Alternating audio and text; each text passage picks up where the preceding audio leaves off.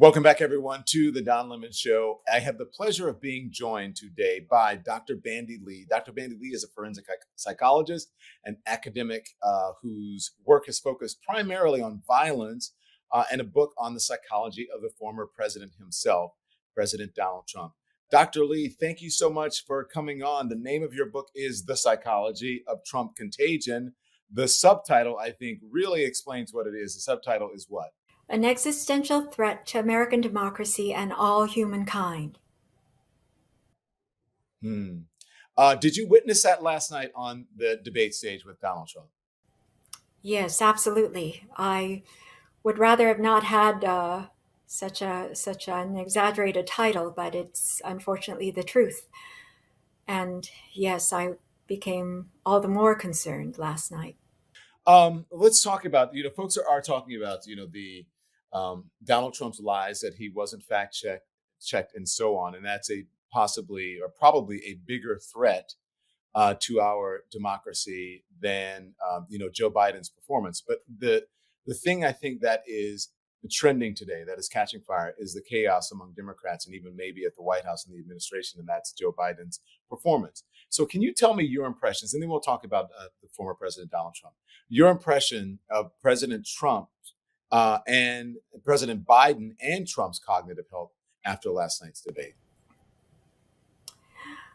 Well, first of all, I think I should explain that the reason why uh, my eminent colleagues and I have come forth in exceptional ways in 2017 at the start of his presidency was because we believed that he posed an existential threat to the nation and to the globe because of the powers of the presidency that he would have. Someone with his psychological dangerousness and apparent mental unfitness at the time, which subsequently we came to prove when we had sufficient information. So we came from a standpoint of mental health experts who had a societal responsibility. In addition to the individual patients we see, we also have a societal responsibility. And we warned that he would be a public health threat from the very beginning. So that was when we came out at my conference at Yale School of Medicine and then published our book together, The Dangerous Case of Donald Trump. 37 psychiatrists and mental health experts assess the president. It became an unprecedented New York Times bestseller of its kind. And our goal was to try to warn the public that this man was far more dangerous than he presented himself to But be. did you witness that? I hate to cut you off, but just in the context of last night in this conversation, did it? Because I want to keep on track. I only have so much time with you, and I appreciate the history of your book. I really do. But I need to know from your experience of studying both men, and especially Donald Trump, what is your impression of Biden and Trump's cognitive health after watching the debate last night? Yes. Watching the debate didn't truly change my assessment that Donald Trump poses Mm. an extreme danger. He shows psychological dangerousness of the greatest degree, and he has proven himself to be unfit. We were able to convene a panel to do a fitness evaluation when we had the appropriate information. And so, based on this panel of top Mm. mental health experts, independent experts, he was found to have basically failed all criteria for mental fitness. Now, we haven't had the same kind of alarming signs or actually no alarming signs from Joe Biden. Based on watching him last night, of course, we can see he comes across as very old and frail. And he's certainly aged a great deal from the presidency, just like every other president who actually does the job of the president.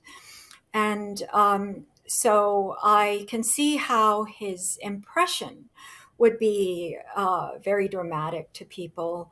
And people would see him as a very old man and frail. And but unfortunately, or fortunately, this does not rise to the level of unfitness. These are not really the criteria we look at.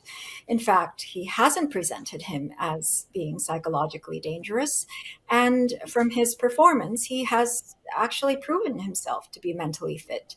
So I ordinarily don't comment on people who don't pose a danger to society because that's the threshold for which we feel obligated to Oh wow! speak. But excuse me, the current president is receiving criticism for looking lost, speaking a low volume, stumbling through his own words and ideas, your own words, appearing frail and old. What did you make of his mental acuity, though? Is there a way for you to assess that?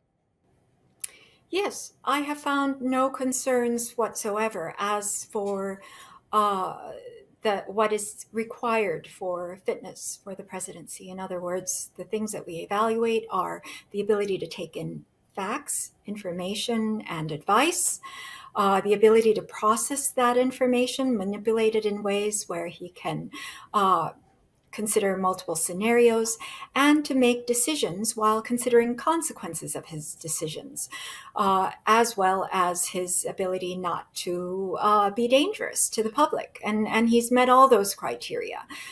Donald Trump, on the other hand, has failed all those criteria. And so maybe what we look at as mental health experts is different than what the public um, looks at. And that's why I feel that in this presidential race, where mental competence is perhaps the defining feature, um, that the input of mental health experts would be important because what seems salient to the public may not necessarily be the features of the greatest importance. Um, so for President Biden, I'm wondering though, if is there an alternative explanation? As you said, the criteria for mental health experts such as yourself are different than for the average person who's watching. His aides, folks who've worked with him, even Kevin McCarthy, obviously who's on the other side of the political aisle, they've all claimed that he is sharp in private. But is that even possible for someone to, to be fully functional and come off as incoherent over 90 minutes?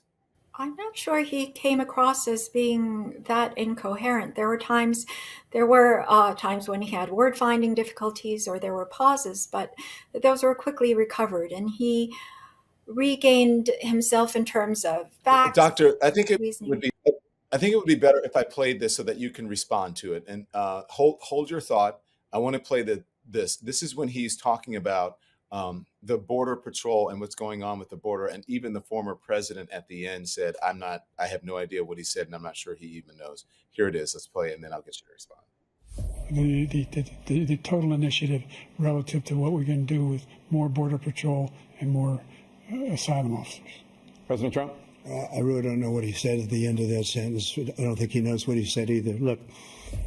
So he was there in that clip talking about, he said, more border patrol, and I couldn't hear him before, but now I hear him now. He said, and more asylum officers. So I heard him there. Go on. I'm sorry to cut you off, but I wanted you to hear that before you answered. So there it is. I actually don't know what the question was. It doesn't How seem can you that said out he's of fully place. functional, but then come off as incoherent over 90 minutes because people have said that, he's sharp and whatever, but they did not witness that on stage last night. Yes, that's where I too am concerned because his actual performance does not come through in his presentation. His actual performance was actually not just in terms of his track record, but even in the transcripts with the special counsel Robert Hur, which was published, showed that he was able to hold multiple hours of interview with, um, able to deal with complex ideas, give nuanced responses, and even be witty at times. So I find him to be at a high level of cognitive functioning, except he also has these signs of age appropriate aging. What I have observed in him is age appropriate cognitive changes, which occurs with everyone. Cognitive decline starts in one's 30s, um, usually, and continues throughout the rest of one's life. It is normal. He shows age appropriate lapses, but it is not of the concern that he would not be able to carry out his function in the presidential office. Yeah. So you answered my question. I said that, if he's showing age appropriate sort of cognitive decline, or however you might want to the term, whatever term you may want to use. Um, how do you then figure out if he should be in the position to be the leader of the free world? Do you understand my question? Yes, I think we need to be much more concerned about the dramatic cognitive decline that we've seen in Donald Trump. Just because he covers it up well, because his defenses, these are actually pathological defenses of overcompensating with his bravado, with this, even his energy, comes more from emotional compulsion because he's trying to compensate. Not just for his cognitive problems, he's shown actually quite serious cognitive problems over time. He substitutes words, he has clang associations, he has paraphrasias, he has uh, um, persistence, just continuing with a certain thought. He has shown neurological signs.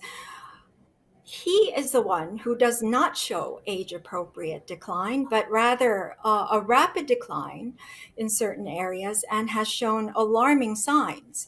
But he also Hmm. has very strong symptoms of dangerous personality disorders, which are more concerning. And those can come across as his being strong, confident, and capable. But in fact, it's a cover for the opposite. Do you think that Donald Trump's criminal conviction could have possibly altered his psychology in some way?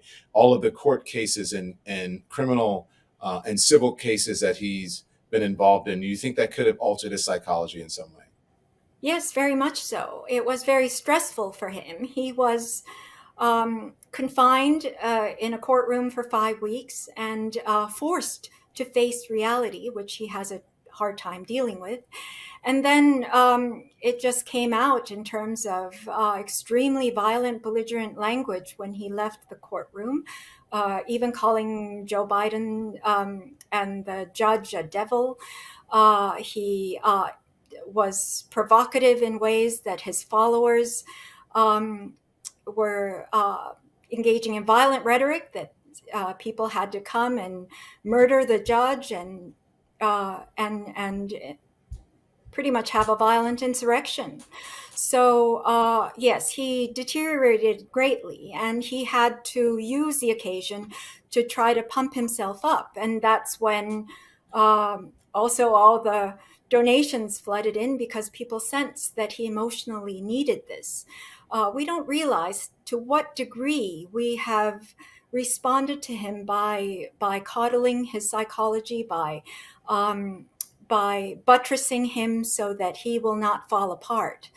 And that's part of what I describe in my new book, The Psychology of Trump Contagion, that the reason why we came out saying that he was a public health threat, not just someone with an individual dangerous psychology, but that because of the powerful and influential position to which he was elected, he would spread his symptoms over time to the point where his individual psychological dangers have become social, cultural, geopolitical, and civic dangers. And we don't see mental symptoms as being contagious, But in fact, they are even more so than physical symptoms, because you don't need physical exposure for them to spread. You just need emotional bonds. Doctor, do you think that we're at the point in American politics where voters should demand that candidates release their cognitive fitness test? I think it's a very good idea to require a fitness test. In fact, all military officers are required to take one before they take their positions, and all people who handle nuclear weapons are required to pass rigorous psychological testing and to renew it every year. That the person who commands these weapons and who leads the most powerful military on the planet, I believe, should be required to pass the same standardized testing as his subordinates do. In fact, it is said that the 10% of highly mentally disordered individuals who get into leadership positions are responsible for 90% of the world's atrocities. And so, if we were to require a fitness test, it would be a screen against such individuals reaching such positions of power. Do you see any issue with any of the men who were on that stage last night? They're cognitive, cognitively or psychologically healthy enough? Do you believe that they both are to be the commander in chief? Oh, I don't think that of Donald Trump at all. That's the reason why at first 27, which was expanded to 37, and then thousands of mental health professionals came forth through my organization, the World Mental Health Coalition, because we all agreed that he showed signs of dangerous psychology, and that he would pose a risk not just to American democracy, but to the perpetuation of the human species, because of the technology that he would have at his disposal. And you don't even have to take my word for it. He has shown himself to be very violent in his thinking, in his instigation of others. He has engaged in violent rhetoric. He has boasted about his sexual assaults. He has taunted nuclear powers. He has incited his followers to a violent insurrection. And he has caused the death of 1.2 million Americans through his egregious mishandling of the COVID-19 pandemic. If you know about the nature of pandemics, how important it is to handle them in the early stages, or the deaths would become exponential, then you would understand that the vast majority of those deaths are caused by Donald Trump. And in fact, if I believe that if we had a mentally fit president at the time, we would not have had a pandemic at all, that it would have stopped at the epidemic stage, just like all the other potential pandemics in the past.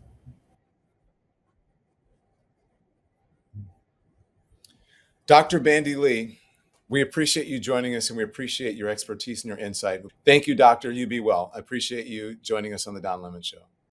Thanks for watching The Don Lemon Show. Make sure you click on the image in the top right to subscribe to my channel, and the thumbnail in the bottom right to watch more content from my show. And I'll see you next time.